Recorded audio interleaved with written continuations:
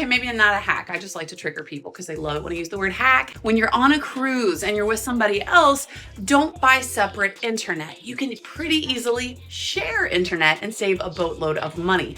Cruise ships charge a fortune for internet. I'm currently on a Carnival 7-day sailing and internet cost me about $130. Royal Caribbean and Carnival are making record profits in 2026. But these hidden strategies can save cruise passengers thousands of dollars, and cruise lines absolutely hate that you're about to learn them. The cruise industry is having its best year ever. Royal Caribbean just reported revenue of nearly $18 billion, up from $16.5 billion the year before. Carnival Corporation hit over $26 billion in global revenue, with 38.9 million passengers expected to cruise in 2026, according to CLIA, the Cruise Lines International Association. The industry is making money hand over fist. But here's what they don't want you to know. While their profits soar, your cruise experience keeps shrinking. They're nickel and dimming you to death, and most passengers have no idea it's happening. Let me show you exactly how they're doing it, and more importantly, how you can fight back. For one, I offer price monitoring services, meaning when you lock in your price with me, you put down your deposit. As long as we're not at final payment, I will consistently go in and double check to make sure that your cruise price has not dropped. And if it has, who's repricing it and getting you a better rate? Me. Do you think any cruise line is going to give you a call and say, hey, by the way, we dropped our price by a couple $100. Do you want that money back? Walk onto any modern cruise ship like Icon of the Seas or Norwegian Aqua, and you'll quickly discover that your cruise fare was just the entry fee. The real money-making happens once you're trapped at sea. Take a typical family of 4 on a 7-night cruise. Your gratuities alone will cost you $500. That's $70 to $80 per day in service fees that used to be optional but are now automatically added to your bill. Royal Caribbean recently hiked theirs to $72 daily for a family of 4. Want a drink? That cocktail costs $15. Beer runs $12. Even a simple soda is $5. Don't get me started on their beverage packages. That Carnival charges over $82 per person per day for their Cheers package. Royal Caribbeans can hit $105 daily. Do the math. That's over $700 for one person's drinks for a week. Need internet to stay connected? The fastest Wi-Fi on Carnival costs almost $24 per person per day.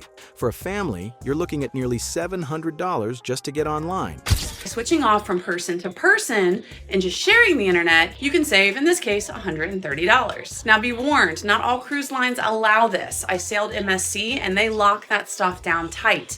They tie it to the IP address, so no sharing is possible on certain cruise lines.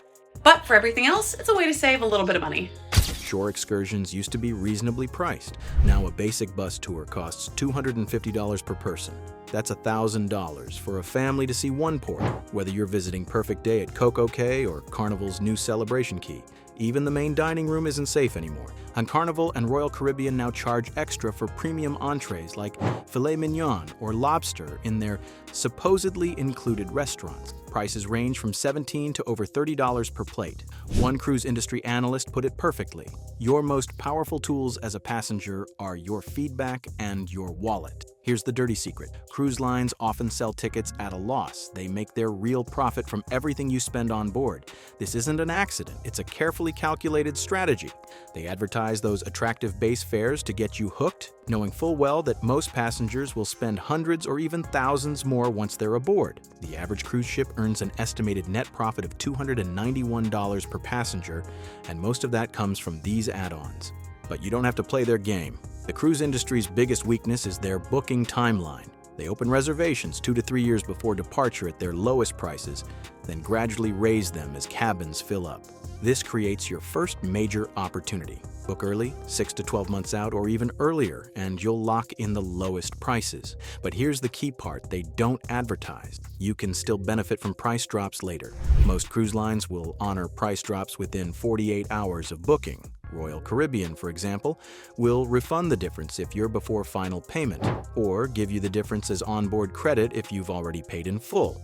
The trick is monitoring prices after you book. Use a good travel agent for this. They handle the legwork for free since the cruise line pays their commission. A quality agent will watch for drops and automatically adjust your reservation. Understanding cruise line pricing patterns gives you massive leverage.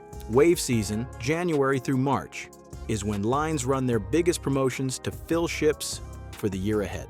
But the real savings come from shoulder season travel. September, October, and November offer dramatically lower prices because family travel drops off when kids return to school. You'll pay significantly less for the exact same ships and itineraries. Repositioning cruises are absolute goldmine. These happen when cruise lines move ships between regions, like transatlantic crossings in spring and fall. Holland America's Rotterdam and Princess Cruises' Sun Princess offers some of the best repositioning deals. Since fewer people have flexibility for 2-week trips, these cruises often cost half the per-night rate of regular sailings. Cruise drink packages are one of the industry's biggest profit centers, but they only make sense if you're a heavy drinker. The math is brutal. You need to consume at least 5 to 6 drinks daily to break even on most packages. Here's a reality check. If you have a specialty latte, a soda, a milkshake, and 4 alcoholic drinks in one day, that's about $57 worth of beverages. Most packages cost $60 to over $100 daily.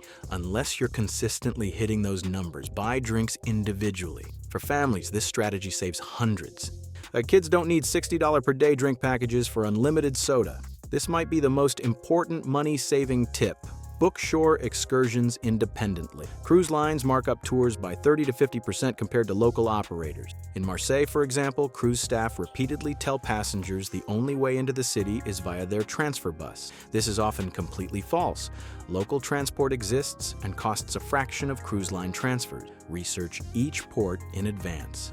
Local tour companies offer identical experiences at wholesale prices. The trade-off is you need to manage timing yourself, but the savings are substantial. Even at private destinations like Norwegian's Great Stirrup Cay, you can often book activities directly rather than through the ship. And most passengers don't know that cruise lines run silent auctions for cabin upgrades. Norwegian has Upgrade Advantage, Royal Caribbean has Royal Up, Celebrity offers Move Up, Princess Cruises has Princess Plus upgrades, and MSC has MSC Upgrade. Here's how it works. After booking, you receive an invitation to bid on available higher category cabins. The key is bidding strategically. Research current cabin prices and never bid more than the actual price difference between categories. One blogger upgraded his family from a mini suite to a 2-bedroom Haven suite on Norwegian by bidding $3,500, saving about $5,000 off the regular price. Bid on multiple categories to increase your chances, but you'll only pay for one upgrade if selected. Buy Wi-Fi packages and specialty dining before your cruise for 10 to 20% discounts. Cruise lines offer pre-cruise pricing to lock in revenue and you benefit from the savings. Alternatively, skip specialty dining entirely. Main dining rooms on modern ships offer excellent food that's already included. Those $30 to $60 per person specialty restaurants are pure profit for cruise lines. Some cruise lines are bucking the nickel and dime trend. Virgin Voyages includes Wi-Fi, all specialty dining, gratuities, and drinks in their base fare.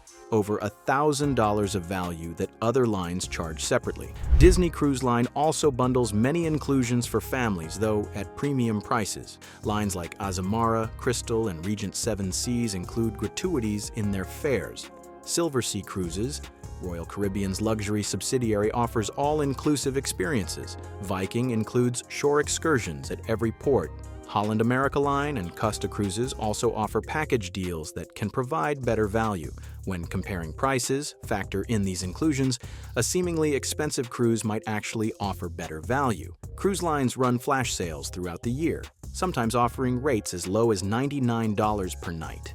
These sales typically happen when they need to fill specific sailings quickly. Sign up for email alerts from multiple cruise lines and be ready to book immediately when flash sales appear. The best deals disappear within hours. Cruise Critic is an excellent resource for tracking these promotions. Most cruise lines offer incentives for group bookings, even small groups. If you can organize 8 to 16 people, you'll unlock group rates, onboard credits, and sometimes free specialty dining or spa treatments. Solo travelers can benefit by joining existing groups organized by travel agents or online cruise communities. This eliminates single supplements while accessing group perks. Repositioning cruises deserve special attention because they represent incredible value. These sailings happen when ships move between seasonal territories, Caribbean to Mediterranean in spring, the reverse in fall. Since repositioning cruises are longer and have limited port stops, they attract fewer bookings. This creates opportunities for massive savings on luxury ships. You might pay less per night for a suite on a repositioning cruise than a standard balcony on a regular sailing. When bidding for upgrades, I understand that cruise lines use a company called Plus Grade to manage the process. They're looking to fill premium cabins that would otherwise go empty while generating additional revenue. Successful bidding requires patience and realistic expectations. Don't bid on every cruise.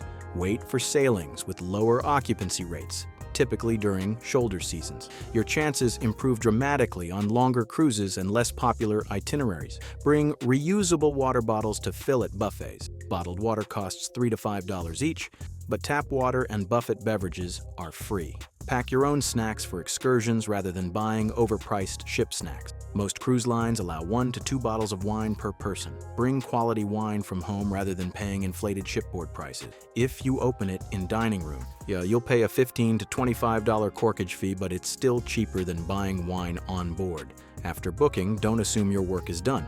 Cruise prices fluctuate constantly, and you can often rebook at lower rates. Travel agents make this process seamless, but you can also monitor prices yourself using sites like Cruise Critic and Cruise Watch. Book with refundable deposits when possible. This gives you maximum flexibility to cancel and rebook if better deals appear.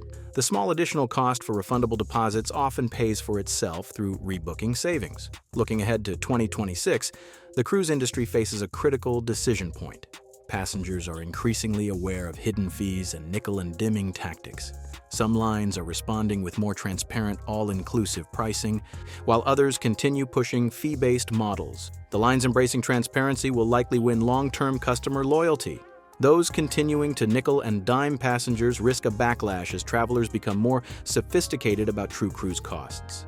Royal Caribbean is already projecting double-digit revenue growth for 2026, with 2/3 of capacity already booked at favorable prices. This suggests strong demand continues despite rising costs, giving you leverage if you know how to use these strategies. Start monitoring cruise prices now for 2026 sailing. Book early with refundable deposits, then track prices for drops. Use travel agents for price monitoring and rebooking assistance. Consider shoulder season travel and repositioning cruises for maximum savings. Skip beverage packages unless you're a heavy drinker. Book shore excursions independently. Bid strategically for cabin upgrades. Buy pre-cruise packages for Wi-Fi and specialty dining, or skip them entirely. Most importantly, remember that cruise lines profit from passenger ignorance. The more you understand their pricing strategies and hidden fees, the more money you'll keep in your pocket. The cruise industry generated $71 billion in 2024 and expects to reach $78 billion by 2026, according to CLIA. They're not making that money from thin air. They're making it from passengers who don't know these strategies exist. Now you do. Use this knowledge wisely and watch your cruise costs plummet while your experience improves. The cruise lines might hate these tactics, but your wallet will love them. The choice is yours. Pay full price like most passengers, or outsmart the system and cruise for less. In 2026, the informed passenger holds all the cards.